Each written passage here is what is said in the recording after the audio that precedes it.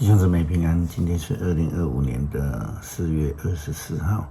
今天的经文是诗篇150篇，撒母耳记上卷17章第1节到23节，使徒行传第5章12节到16节。今天要跟大家分享的主题是神迹。神迹按照中文的解释是一种超自然的力量作为，通常是因为人没有办法做到的事情，或是觉得非常困难的事情，却因为某一些的情况能力而发生改变良好的结果。一般的人或是宗教会将这样的事情归于在神的工作、神的作为，因为这样子用来保护一个或是某些特定的对象，因此人就称为它是神迹。圣经的原文的意思并不是如同翻译讲的是 miracle， 而是一个 sign， 是一个记号。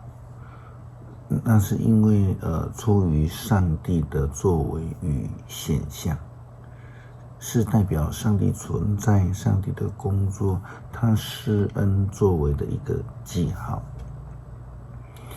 就是要证明上帝的存在。撒母耳记上卷17章第1节到23节记载了以色列人在面对非利士人的一个困境。那是因为非利士人非常的高大有力，并且骁勇善战，以色列人与军队根本不是他们的对手。经文这样记载，非利士人聚集在犹大的苏哥城，准备打仗。他们扎营在梭哥和亚西加之间的以弗大民。扫罗和以色列人聚集在以拉谷扎营，在那里准备跟非利士人打仗。非利士人列阵在一个山上，以色列人列阵在另外一个山上，中间隔着一个山谷。有一个加特城的人名叫歌利亚，从非利士营出来，向以色列人挑战。这个人差不多有3公尺以上的高度，穿着厚重的57公斤的铜盔甲，头戴着铜盔，两腿也用铜甲保护着。他肩膀上背着一杆铜标枪，他的毛像是织布机的轴那么的粗，铁矛头就有7公斤重。有一个兵拿着他的盾牌，在他的前面开路。歌利亚站着，向以色列的军队喊叫：你们在那里做什么？列阵打仗吗？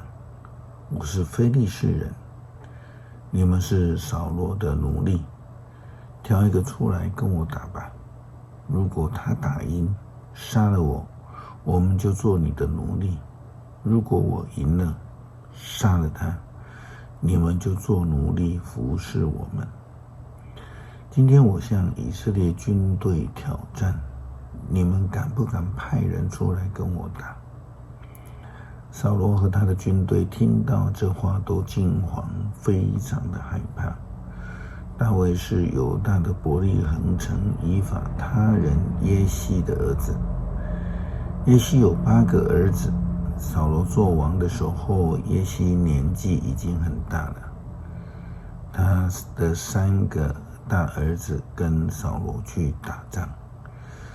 当这3个哥哥跟扫罗在一起的时候，大卫有时回伯利恒替父亲放羊。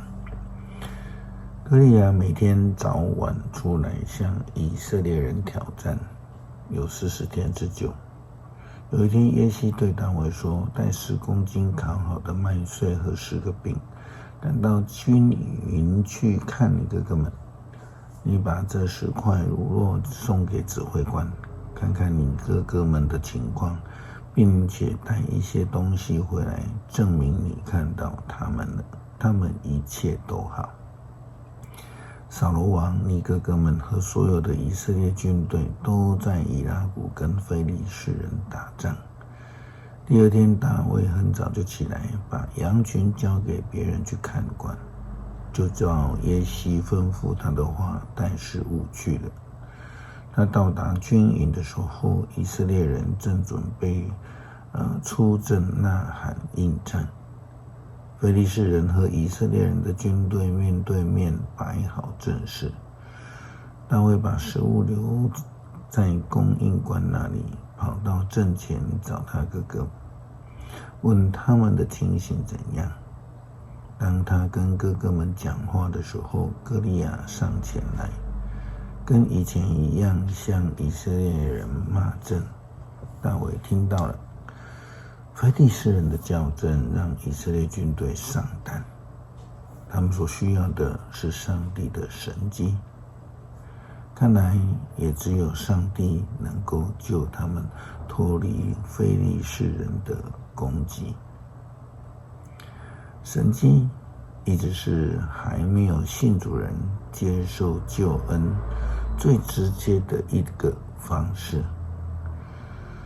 使徒行传第5章12节到16节记载了使徒们在传福音时候所行的众多的神迹，并且因此带领相信的基督徒们同心合意的聚集。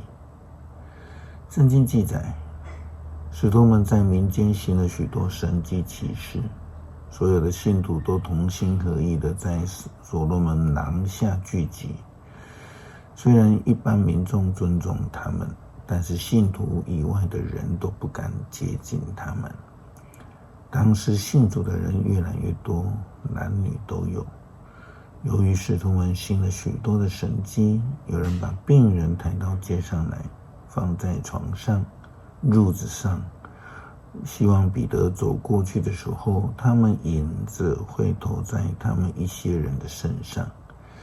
还有一大群人带着病人和乌灵附身的从耶路撒冷附近的市镇来，这些病人都得到了医治。因为神迹的关系，让那一些生病的人以及他们的家人知道，上帝是与使徒同在的。因为那一些神迹医治就成了上帝行在人间的记号。我们说使徒行传是记载着使徒的工作，更有圣经学家说这是圣灵行传。按照这个三一上帝论，我们可以进一步的说，这个其实就是上帝行传，因为透过神迹显示了上帝同在的记号。诗篇150篇，要赞美上主，要在他的圣所颂赞他，要在他彰显能力的天空颂赞他，要颂赞他大能的作为，要颂赞他至高无上，要吹号角来颂赞他，要弹琴奏瑟来颂赞他，要打鼓跳舞颂赞他，要奏乐吹箫颂赞他，要用响亮的铙钹颂赞他，要用尖将的铙钹颂赞他，一切有生命的都要颂赞上主，要赞美上主。谢谢上帝透过耶稣基督复活的神迹，让我们可以看到他的工作以及应许的记号，让我们能够透过这样的记号体会上帝是与我们同在的。感谢祷告，奉主耶稣基督圣名求，阿们。